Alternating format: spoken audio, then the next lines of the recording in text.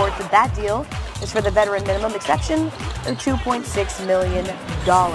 Kings guard De'Aaron Fox has agreed to a max extension worth at least $163 million over 5 years. His agent told Bobby Marks he was the number 5 overall pick out of Kentucky in 2017. Veteran sharpshooting forward Danilo Gallinari finalizing a 3-year, $61.5 million deal with the Atlanta Hawks. His agent of CAA Sports tells ESPN's Adrian Wojnarowski, and Steven Adams is headed to New Orleans as part of the Drew Holiday trade. Adams averaged almost 11 points and just over 9 rebounds last season for Oklahoma City. As for a few of the other deals that got done in the NBA, the Jazz reached agreements with both Jordan Clarkson and Derek Favors, who will be returning to Utah.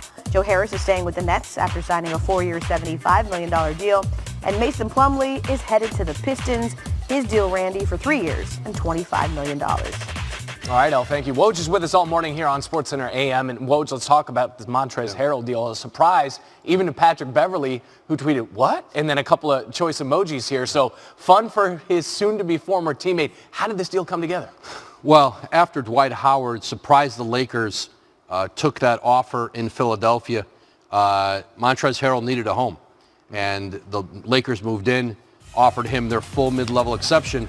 So now he'll go from being, playing that six-man role in with the Clippers to perhaps now the starting center for the Lakers. That's one heck of a lineup they're building, continuing to build with the Lakers there. And one deal that El told us about is the Drew Holiday deal and how Steven Adams moves to the Pelicans as a part of that. What more can you tell us about behind the scenes with a move like this? Well, you've seen now Oklahoma City has moved toward a full rebuild. They traded Chris Paul. Danilo Gallinari is reported is going to Atlanta. And now Steven Adams, one of the most popular players in Oklahoma City's, league history. He'll go now with a year left on his contract.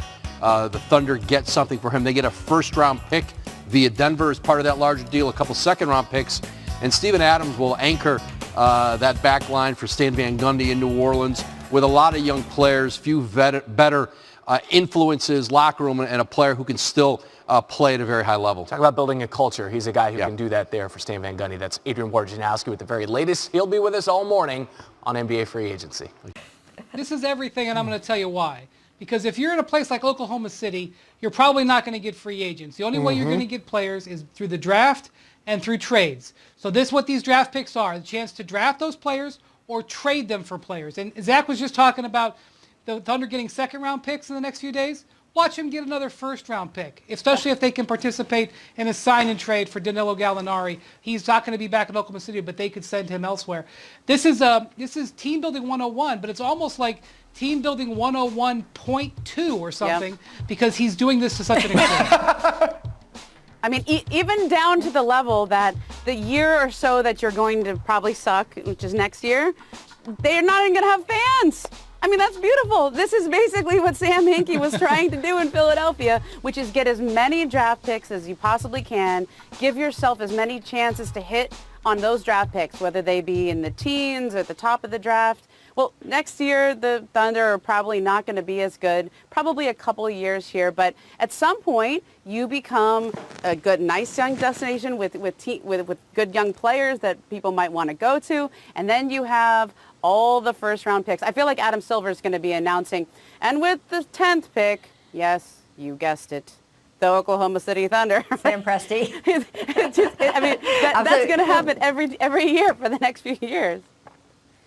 Well, Ramona, I like the point you made about the process. I think it's something that we don't quite hit on enough when we talk about Philadelphia, that Sam Hinkie's original vision included the fact that when you are drafting 18 and 19-year-old kids, you are just not going to know for sure what they are going to turn into in 3 or 4 years. So the idea isn't just get picks near the top of the draft or in the first round.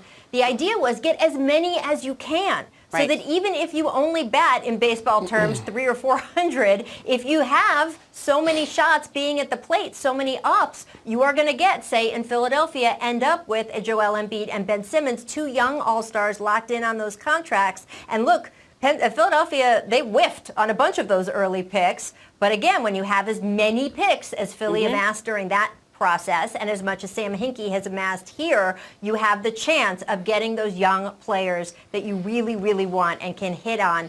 Paul, if you were on that team over the next few years, how would you approach it in terms of proving yourself to the Oklahoma City Brass? Because remember, they're going to have new players coming in with all these draft picks every year, and also to make your name for yourself, maybe to shop yourself to other teams around the league. Well, I think there's tremendous opportunity there, especially for a kid like Shea Gilchrist. You know, he's a young star. He has this opportunity with a Chris Paul gone. And the guys there, they know this. They understand their situation. There's going to be new players coming in and out until they find the right cornerstone players that's going to be there for years to come. Now is the opportunity for you to establish yourself as one of those cornerstone players or that player that you can say, hey, you know, he really represents what we are as a franchise as far as hard work and what we do in the community. So now is the opportunity because they know that players are going to be coming in and year out, having that opportunity also. This is everything for OKC. You know, until they find those cornerstone guys, they're going to just keep rolling the dice, and they have plenty of opportunities to do that. So many opportunities. I want to move over to the Knicks. They cleared up $35 million in cap space, and we know they have been hunting for stars in recent years. Brian, so many times they have created cap space that has not led to anything, but it sure felt like this week that these were some smarter moves. They made a good draft pick, and I don't know, I look at that $35 million and Gordon Hayward just opted out for $34 million. Is the Knicks creating this room something, nothing, or everything? Yeah, I think it's something for sure. I mean, look, the Knicks realize that salary cap space is in high demand right now. There's not going to be much of it, especially after the Hawks make a move or two. And I think if you look at what they've done the last couple days, making a bunch of trades on draft night to move around to get their picks, and then making a move yesterday to take on a player, Ed Davis, where they picked up a couple of more draft picks. It looks like they're trying to be strategic. Now, that doesn't mean that if a star all of a sudden doesn't become available, they're not going to grab them. But I think they're going to try to be strategic because, quite frankly, next year's draft and next year's free agent class are better than this year's. So going swinging big right now may not be the smart move. And by the way, there's a whole bunch of teams competing in the East. It may not be the worst year to not try to fight for the 8th seed. I know that's not what Knicks fans maybe want to hear, but I do think it's the prudent way of going about it. And so far, Leon Rose and his front office looks like they're following that path. Yeah, I agree with Brian. I think the Ed Davis salary dump to get those seconds was a great move. Remember, the Knicks missed a chance to do that with Andre Iguodala last year when the Warriors needed to dump him. Memphis got a first-round pick. Detroit just got a first-round pick for taking on Trevor Ariza. I think the Knicks should look at moves like that, stockpile the draft picks. That said, the one exception that I wonder if they're thinking about is not Gordon Hayward. I'm sure they're thinking about Gordon Hayward, but I kind of like the fit of Fred VanVleet for them instead. I know Woj reported earlier he's most likely to go back to Toronto. I've been reporting that the whole time. I think that's true. I just think the Knicks, they're young players. Their growth is going to be stunted until the Knicks get a real point guard. And Frank Ntilikina has made some progress, but I think he's more a Patrick Beverley kind of point guard, like an off-ball spot-up guy than the engine of an offense. And I just think Kevin Knox, R.J. Barrett, Mitchell Robinson would benefit so much from them getting a veteran, leader, selfless kind of guy. So if I were them, I would look at Fred VanVleet, but I don't know what they're going to do. They do seem to be acting prudently, which I like. Well, look, we've all heard the Gordon Hayward supposition, right? I think there's a couple other teams that are not being mentioned for Gordon Hayward just because of they don't have salary cap space. But remember, there's other ways for him to go places. Like if he wanted to go to an Indiana, they could do a sign and trade. That's something that's floating out there right now.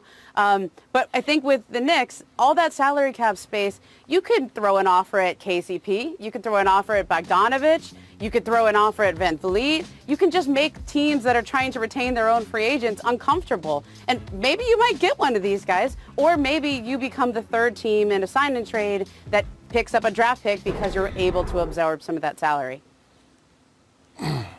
Yeah, Paul, this idea of, hey, taking a reasoned, measured approach, not trying to force your way into the East in a year where all these teams really have so much skin in the game.